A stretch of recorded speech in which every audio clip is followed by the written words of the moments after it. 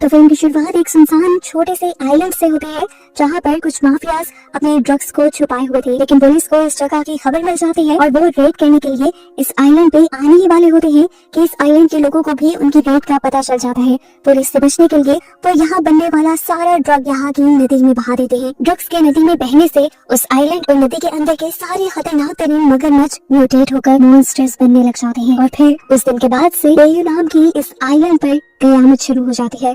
आए दिन दसों के हिसाब से लोगों को मगरमच्छ अपना शिकार बनाना शुरू कर देते हैं, यहाँ तक कि इंसानों का शिकार करने के लिए वो नदी से दूर दूर तक का सफर भी तय करना शुरू कर देते हैं, जिससे आसपास के इलाकों में खतरा बढ़ जाता है। इनमें से सबसे खतरनाक एक मगरमच्छ को माना जाता है जिसके मुंह पर एक दाग है, वो इनकी क्वीन है। दूसरी तरफ हम मूवी की मेन कैरेक्टर घायल को देखते हैं जो बायोलॉजी की क्लास में है और टीचर उन्हें मगरमच्छ के बारे में ही पढ़ा रही है कि उनका बिहेवियर कैसा होता है, उनके शिकार करने का तरीका क्या है और उनसे बचा कैसे जाए। कायल के बारे में हमें पता चलता है कि उसका भाई मर चुका है जो उसकी जिंदगी का एक ही सहारा था और उसी की वजह से कायल टूट चुकी थी। कायल के भाई की आखिरी ख्वाहिश थी कि उसकी बॉडी की ऐश को किसी आइलैंड की नदी में बहाया जाए, जिसके बारे में वो अपने दोस्त से डिस्कस करती है और ये लोग बेयू जाने का फैसला करते हैं, यानी उसी खतरनाक आइलैंड पे जहाँ के मगरमच्छ अब मॉन्स्टर बन चुके हैं। कायल की दोस्त यहाँ पर अपने साथ दो और दोस्तों को भी ले जाने का इरादा कर लेती है, जिसकी वजह से कायल थोड़े डिस्टर्ब हो जाते हैं। सफर इनका शुरू हो जाता है जैसे ही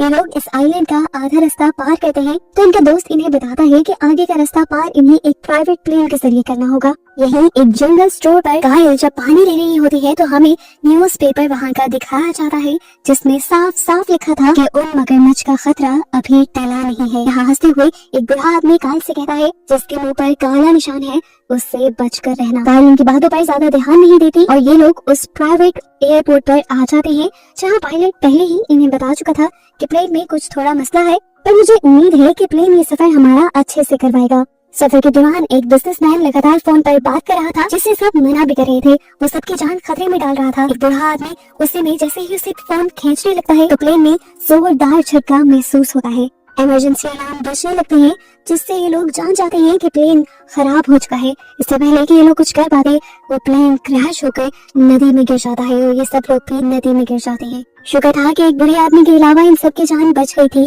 कहते हुए ये सब लोग एक आइलैंड पर तो आ गए, लेकिन ये आइलैंड कौन सा था इन्हें नहीं मालूम था। एक लड़की का बाजू बहुत ज्यादा जख्मी हो गया था, जिसके बाजू पर पायलट एक पट्टी बांध देता है और तभी वो नोटिस करता है कि उसका को पायलट अभी तक पानी से बाहर नहीं आया। ये लोग उसे इधर उधर ढूंढने लग जाते हैं और तभी पायलट देखता है कि को पायलट अभी भी पानी में था, जो पानी से निकल नहीं पा रहा था। उसे बचाने के लिए पायलट ने फौरन ही पानी में जंप कर दी और जैसे ही वो अपने को पायलट के पास गया तो पीछे से मगरमच्छ ने बड़ा सा मुंह खोलते हुए उसकी आधी बॉडी को, यानी को पायलट की आधी बॉडी को अपने अंदर एक ही बार में निकल लिया। पायलट अपनी जान बचाते हुए जल्दी से वापस आइलैंड पे आ गया और ये सारे शॉक रह गए क्योंकि इन्होंने अपने सामने एक इंसान का शिकार होते पहले ही बार देखा था और इन सब के लिए ही ये एक बुरा एक्सपीरियंस था। जहाँ सब लोग परेशान हो रहे थे वहीं पर कायल की दोस्त इस आइलैंड को सर्च करने के लिए चली गई और उसे यहाँ पर मगरमच्छ के अंडे मिले।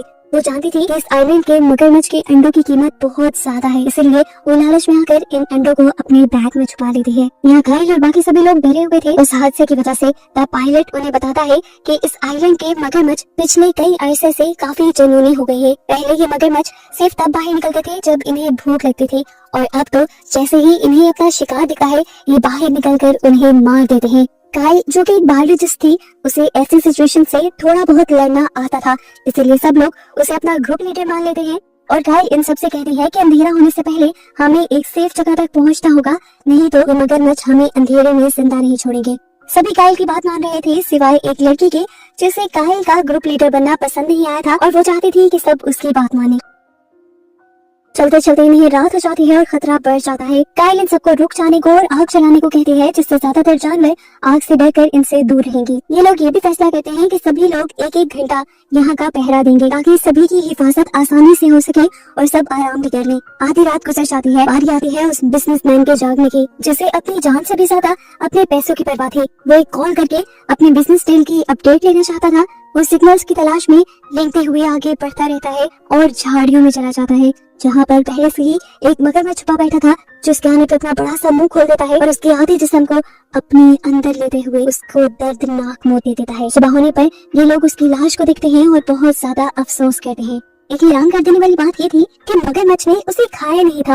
हालांकि मगरमच्छ तो इंसानों को खा लिया करते थे। तब काइल अंदाजा लगाती है कि जुनून की वजह से ये मगरमच्छ सिर्फ हमें मारना चाहते हैं, इनकी भूख पूरी है, ये हमें खाना नहीं चाहते। काइल को अब कुछ ही दूर एक कैबिन नजर आता है और काइल सभी को वहां चलने को कहती है ताकि थोड़ी देर के लिए ये लोग खतरनाक जानवरों की नजरों से बच सके और वहां जाकर प्लान बनाए कि इन्हें आगे करना क्या है। ये लोग आहिस्ता आहिस्ता चलते चलते उस कैबिन के बहुत करीब पहुंच गए, लेकिन आगे बढ़ने से एकदम से काइल ने उन्हें रोक दिया क्योंकि उसे नजर आया कि 3 मगरमच्छ उनका इंतजार कर रहे थे। काइल ने इन सबको उल्टे कदमों आहिस्ता आहिस्ता पीछे बढ़ने को कहा, लेकिन वो लड़की जो काइल को अपना लीडर ही नहीं मान रही थी, उसने काइल की बात नहीं मानी। वो पीछे नहीं हुई और उस लड़की के ऊपर इस मगरमच्छ ने हमला कर दिया, उसे मार दिया और बाकी मगरमच्छ इन लोगों के पीछे पड़ गए। सभी लोग अपनी जान बचाते हुए अब कैबिन की तरफ भागे क्योंकि कैबिन सबसे करीब और सेफ जगह थी इनके लिए, लेकिन मगरमच्छ इनके पीछे पड़े रहे और इन्होंने उसी जख्मी लड़की की टांग को पकड़ लिया जिसे प्लेन क्रैश के वक्त भी काफी चोट आई थी। ये लोग उसे बचाने के लिए किसी तरह उसकी टांग को खींच लेते हैं और सारे ये जोर लगाते हुए इस कैबिन के दरवाजे को बंद कर देते हैं।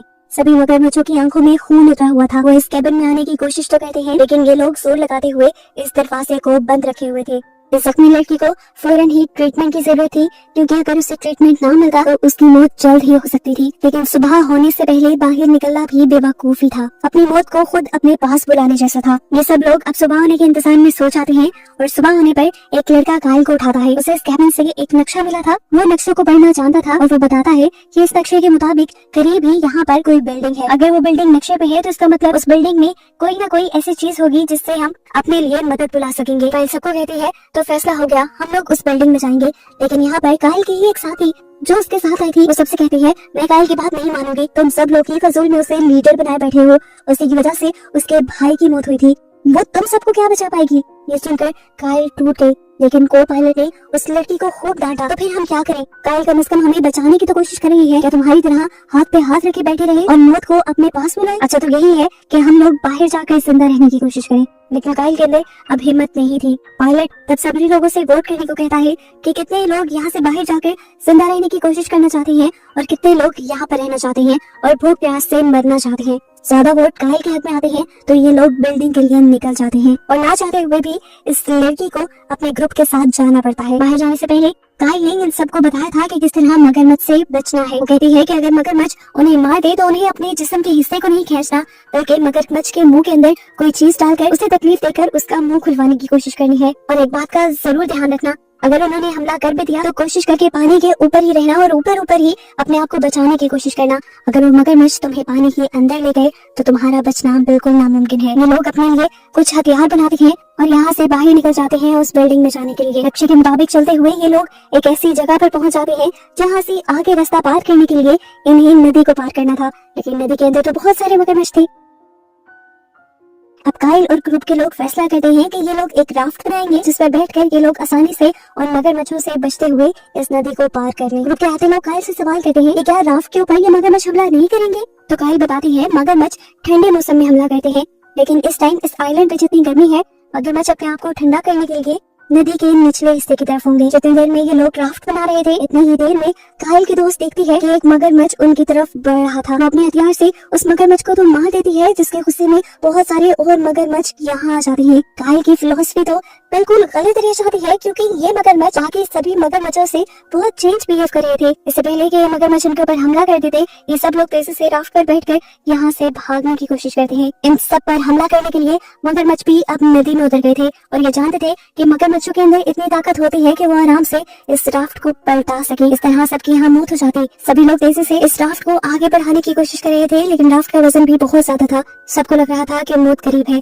और तभी वो लड़की जो बुरी तरह जख्मी थी वो सबको बचाने के लिए अपने आप की कुर्बानी देने का फैसला करती है। वो आखिरी बार सबको देखती है और अपने हस्बैंड को देखती है और फिर बिना सोचे नदी में जंप कर देती है। उसका हस्बैंड भी देखकर टूट जाता है, वो भी उसके पीछे जंप करने वाला था, लेकिन पायलट ने उसे पकड़ लिया। यहाँ पर मौजूद मगरमच्छ जोई को मारने के लिए उसे खींचकर पानी के अंदर ले जाते हैं और इन्हें मगरमच्छ से बचकर इस नदी को क्रॉस करने का मौका मिल जाता है। यहाँ आते आते ये लोग सिर्फ 5 लोग ही रह चुके थे। बिल्डिंग के अंदर जाते ही पायलट समझ आता है कि ये बिल्डिंग किसी ड्रग माफिया की है। यहाँ पर बहुत सारी गोलियां और जगह जगह ड्रग्स भी थे। असल में ये वही बिल्डिंग थी जो मूवी के बिल्कुल स्टार्ट में दिखाई गई थी, जहाँ से लोगों ने ड्रग्स को पानी में बहाया था और यही की ड्रग्स की वजह से ही तो वो मगरमच्छ मॉन्स्टर में बदली थी। अगर यहाँ पर ड्रग माफियाज थे तो इनकी जान को तो वैसे ही खतरा हो गया था। पायलट इन्हें ध्यान से आगे बढ़ने को कहता है, लेकिन वो लड़की जिसे पायलट और काइल बिल्कुल पसंद नहीं थे, वो इनकी बात सुनने बगैर आगे बढ़ जाती है। दो का ग्रुप बनाकर ये लोग आगे बढ़ते हैं और इस बिल्डिंग में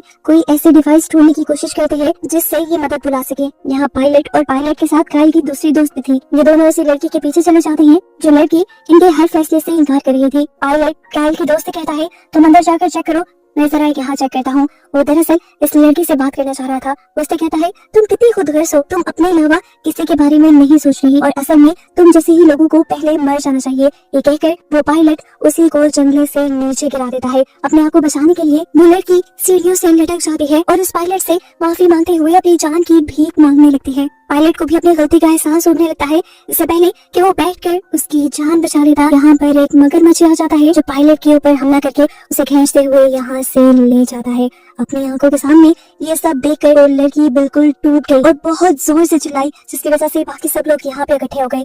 उन्होंने इस लड़की को नीचे उतार दिया और इस लड़की ने बताया कि किस तरह उस पायलट के ऊपर मगरमच्छ हमला करके उसे ले गया। इस हादसे ने उसे अंदर से तोड़ दिया था, उसकी ईगो भी खत्म हो गई थी और यहाँ सभी मेंबर से भी माफी मांगती है और साथ ही कायल से भी, क्योंकि उसने इतने मुश्किल वक्त में भी सबके साथ बुरा सलूक रखा था। ये लोग इस बात से अनजान थे कि जिस बिल्डिंग में ये लोग इस टाइम थे, उस बिल्डिंग में नदी से भी ज्यादा मगरमच्छ थे जो यहाँ पर बनने वाली ड्रग्स को लेने के लिए आए थे, क्योंकि मगरमच्छ भी कहीं ना कहीं इन ड्रग्स के आदी हो गए थे। ये लोग इतने सारे मगरमच्छों को देखकर और भी ज्यादा डर जाते हैं। मगरमच्छ के दूसरी तरफ एक कमरा था जहाँ पर इन्हें रेडियो भी नजर आ रहा था। कायल कहते हैं, हमें बिना आवाज किए और बिना आहट किए उस कमरे तक जाना है। अभी के लिए ये मगरमच्छ सो रहे हैं। ये सब लोग आहिस्ता आहिस्ता आगे बढ़ने लग जाते हैं, लेकिन आखिरी लड़का जिसने इस बिल्डिंग का नक्शे से पता चलाया था वो हल्की सी आहट कर देता है। उसका पाँव मगरमच्छ की अंडे पे चला जाता है और यहीं पर उसकी जान खतरे में पड़ जाती है। मगरमच्छ उसके ऊपर धड़ाधड़ हमला कर देते हैं और उसे पानी के नीचे ले जाकर मार देते हैं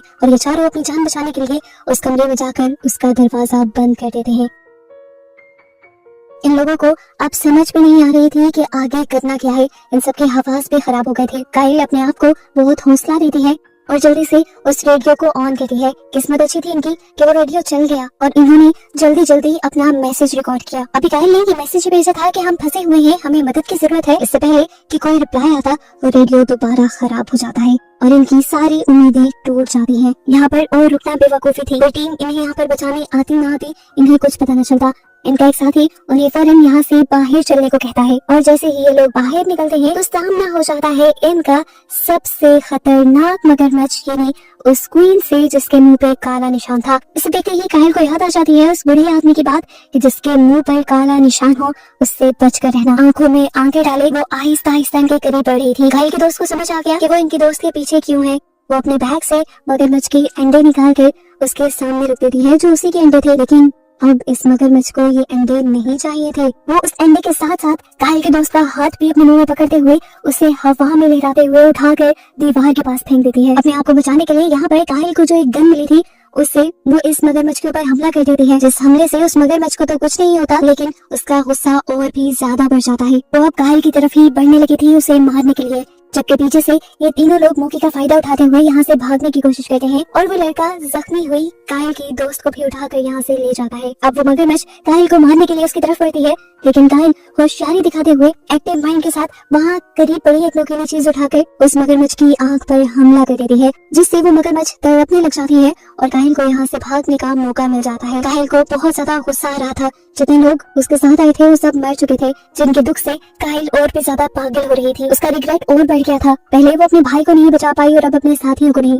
जिसके गुस्से में वो यहाँ इस कैबिन को ही आग लगा देती है, जिसमें ये मगरमच्छ मरने लग जाते हैं, जलने लग जाते हैं। फाइनली ये लोग यहाँ से निकल जाते हैं, लेकिन खतरा टला नहीं था। उस बिल्डिंग के अलावा भी यहाँ पे बहुत सारे मगरमच्छ थे। ये नहीं जानते थे ये बच भी पाएंगे कि नहीं, लेकिन तभी इनकी किस्मत ने काम किया और इन्होंने देखा कि एक हेलीकॉप्टर इन्हीं की तरफ बढ़ रहा था, क्योंकि जो मैसेज इन्होंने हेल्प के लिए भेजा था वो मैसेज सुन लिया गया था और उसी मैसेज से इन लोगों की लोकेशन ट्रेस कर ली गई थी। फाइनली इन चारों को रेस्क्यू कर लिया जाता है और हमें उस हादसे के कई हफ्ते बाद का सीन दिखाया जाता है। काइल अब पहले से काफी बेहतर हो गई थी, उसने अपने आप को भी संभाल लिया था। वो एक दूसरे आइलैंड पे आ जाई थी अपने भाई की ऐश को बहाने के लिए, और आज वो बिल्कुल अकेली थी। कहानी के पोस्ट क्रेडिट सीन में हमें दोबारा वही बेओ आइलैंड दिखाया जाता है, जहाँ पर हम उस पायलट को उसी बिल्डिंग के अंदर जिंदा देखते हैं जिसके ऊपर उस मगरमच्छ ने हमला किया था। उसके मुंह पे मगरमच्छ के हमले के निशान थे और उसकी बॉडी भी अजीब लग रही थी। इसी मिस्ट्री के साथ ये मूवी यहाँ पर खत्म हो जाती है।